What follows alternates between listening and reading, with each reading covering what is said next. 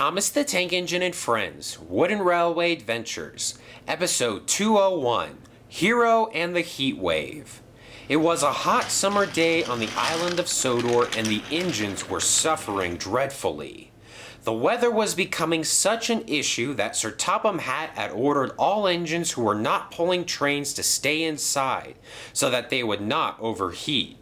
Every single shed was crowded day and night with engines looking for some sort of relief. At the docks, even seasoned veterans like Cranky and Salty couldn't stand the temperature anymore. "I'm roasting up here," cried Cranky, "and the smell of fish is making it even worse." "Cranky, move your hook to the left just a little bit more," panted Salty. "Why, what good will that do?" "I'm going to hide under the shadow of that box. Maybe that will help cool me off a bit." "I'd give anything to be a boat right now," said Arthur wearily. "That water looks so tempting. In fact, I might make a deal with the trucks for them to push me into the ocean." "Please take me with you," begged Cranky. "I'll swing my hook and catch onto your buffers and you can pull me in." "Oh, good. Flynn is here." "What's going on?" asked Salty. "Is there a fire nearby?" "No, I've been running around spraying everybody with water to help them cool off," he replied. "And now it's your turn, Cranky. I hope my water guns can reach that high." All of the engines were looking for some type of relief. Hiro was tasked with pulling the waterworks cars all over the island to wherever they were needed. "Thank you, Hiro," said Thomas. "I noticed these cows weren't looking too good when I puffed by, and I figured they might need some water." "We all need some," admitted Hiro. "Sooner or later, the water towers are going to run dry, and we'll all be in trouble." That evening, Hiro returned to the search and rescue center so that his cars could be refilled. "What's that beeping noise?" he asked loudly. "Am I hearing things? Oh, the heat really has gotten to me this time." "No, it's not just you," laughed Belle. "It's the weather tracker. It lets us know what's going to happen to the weather in the future." "And what is it saying? Any chance of rain?" "None," replied Rocky. "Just hot and sunny for the foreseeable future." "Bother," muttered Hiro. "We need some rain desperately." Things only continued to get worse. The heat was so extreme that the rails were beginning to bend and break under the baking sun. Engines were derailing every day, and every night the Sodor Railway repair had to be called in to fix the broken track before morning. "We can't continue like this," said Percy. "Something's gotta give." Eventually, the passengers found the coaches too stuffy and hot and stopped riding on the trains.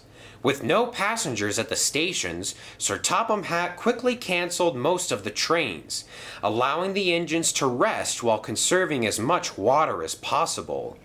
"I've never seen anything like this," said Hiro. "How long is this going to last?" "Who cares?" replied James. "No trains means no grumpy passengers, and I'm fine with that." "No trains also means no railway eventually," added Rosie.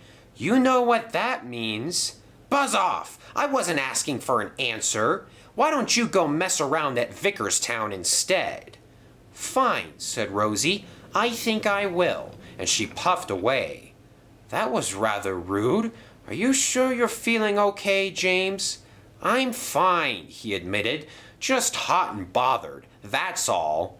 "Oh, so nothing out of the usual then," chuckled Hiro.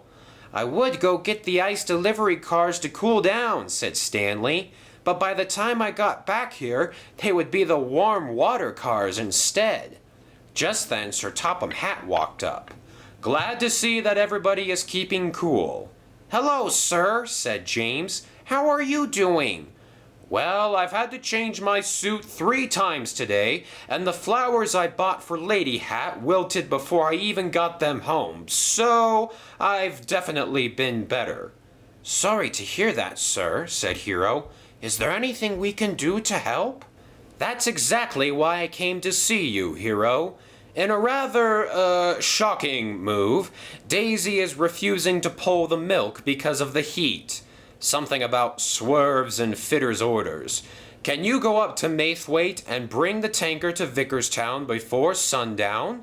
That's all way across the island, whispered Hiro. But if it needs to be done, then I will do it. Excellent. Now I want you to take it slow out there. Puffing too quickly will cause you to run out of water, and that will cause confusion and delay. But if he puffs quickly, Hiro can get out of the sun sooner, added Stanley. Yes, that's true, but that's why this is such a tricky job. Farmer McColl told me this is the best batch of milk his cows have made all year, and he's not going to let a heat wave stop him from entering it into the mainland market. Hiro realized he had quite the challenge up ahead.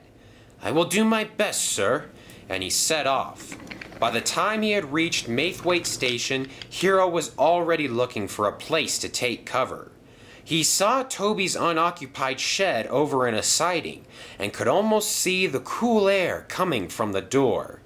It's tempting, he said to himself, but I must complete this job. And he puffed away. With no major trains running, the main line was clear and Hiro was making great time. He had just passed over Gordon's Hill when there was trouble at Marin Station. A piece of track near the airport had buckled and was no longer safe to cross. I guess I'm going to have to backtrack, he said crossly. This will make the journey much longer. And Hiro was right. It was growing later and later into the afternoon, and he was nowhere near Vickerstown when he passed through the scrapyard. You look tired, said Reg. Been out in the sun too long today? You could say that, panted Hiro, and my black paint isn't helping. But he struggled on. Soon, as the sun began to creep lower, the heat began to go away, and Hiro felt much stronger. I can do this, he shouted proudly, and he began to pick up speed. Vickerstown Station was nearly in sight when there was trouble. Another piece of track had been damaged by the sun, and Rosie had derailed on her way to the station. Hiro was in such a hurry that he didn't see the hazard and smashed straight into her, cracking the tanker and sending milk everywhere. Hiro was devastated. I was so close, he said sadly. Now everything's ruined. But Rosie was relieved. Thank goodness you ran into me. I was going to be stuck out here all night because there are no other trains scheduled. And you were kind enough to bring some refreshments. Oh, that was unintentional, admitted Hiro. But I do agree, that cold milk does feel really good after a hot day. When Hiro failed to show up at the station, Sir Topham Hatt dispatched Harold to go find him, and the two engines were soon put back on the rails. I'm terribly sorry, sir. I failed at the one job you gave me, and now Farmer McColl's milk is ruined. But Sir Topham Hatt wasn't cross. Milk can be replaced, he chuckled. But if you and Rosie had been stuck out here in the sun for much longer, I would have never forgiven myself. And I'm sure Farmer McColl will understand. It's actually impressive that you made it this far in the first place. But there's good news on the horizon. The heat wave is scheduled to end soon, and hopefully we will be able to get all of the trains back and running once again. That's the spirit, sir, said Rosie. I think we can agree that it's not worth crying over spilled milk, right? And the engines began to laugh. After a long day of hard work, Hiro was glad to be back with his friends again.